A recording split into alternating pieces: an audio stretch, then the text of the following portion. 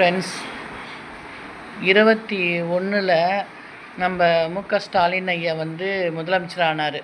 ஏன்னா நம்ம அப்போ எடப்பாடி ஐயா சரியில்லைன்னு சொல்லிட்டு நம்ம ஓட்டை மாற்றி போட்டோம். அப்போ இவர் முதலமைச்சர் ஆனார். என்னைக்காச்சும் சட்டசபையில் இந்த மாதிரி விவாதம் நடக்கும்போது நமக்கு காமிச்சாங்களா? நேரலையில் காமிச்சிருந்தாங்களா? இவங்க என்ன பேசுகிறாங்க, அவங்க என்ன பேசுகிறாங்கன்னு தெரிஞ்சிருந்தால் நம்ம ஒரு முடிவு பண்ணியிருப்போம்.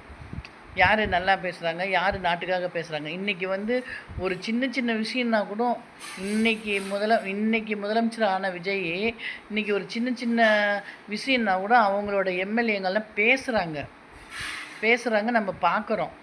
அவங்கவுங்க தொகுதிக்கு என்ன பிரச்சனை இருக்குது, என்ன செய்யலாம் அப்படிங்கிறத எடுத்து சொல்கிறாங்க. அப்போ நம்ம ஓட்டு போட்டது வேஸ்ட் ஆகலைங்கிறது நம்ம பார்க்குறோம்.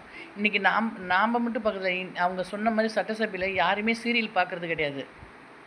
எனி டைம் சட்டசபை என்ன பேசுது, என்ன செய்கிறாங்க, அடுத்தது என்ன வரப்போகுதுங்கிறது ஆர்வத்தில் நம்ம பார்க்குறோம்.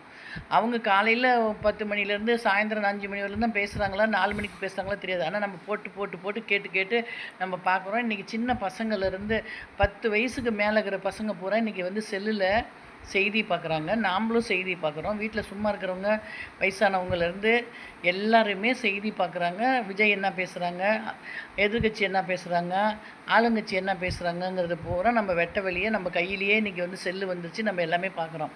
அந்த மாதிரி ஸ்டாலின் ஐயா நேரலையில் இதே மாதிரி போட்டிருந்தாங்கன்னா இன்றைக்கி எல்லாம் பார்த்துட்டு எந்த கட்சி ஜெயிக்கும், எந்த கட்சி எப்படி செஞ்சாங்கங்கிறது தெரியும்.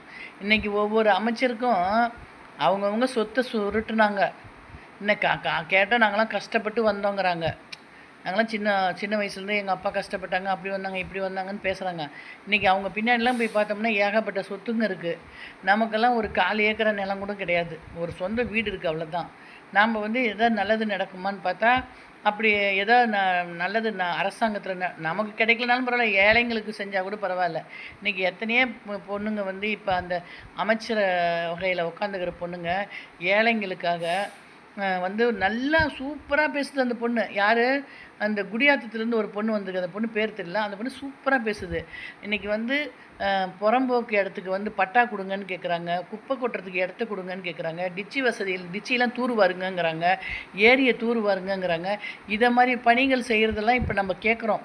அமைச்சர் வகையில் பேசுறது பூரா நம்ம கேட்குறோம். இந்த மாதிரி ஒவ்வொருத்தரும் நேரலையில் காமிச்சாங்கன்னா நாட்டு மக்களுக்கு யார் ஆட்சி நடத்துகிறாங்க, யார் நல்லா பேசுகிறாங்க, நல்லா அவங்கவுங்க தொகுதிக்கு யார் சப்போர்ட் பண்ணி பேசுகிறாங்க, தொகுதி மக்களுக்கு கஷ்டப்படுறத பற்றி தான் எடுத்து உரிக்கிறாங்கங்கிறது பூரா நம்ம பார்த்துட்ருப்போம்.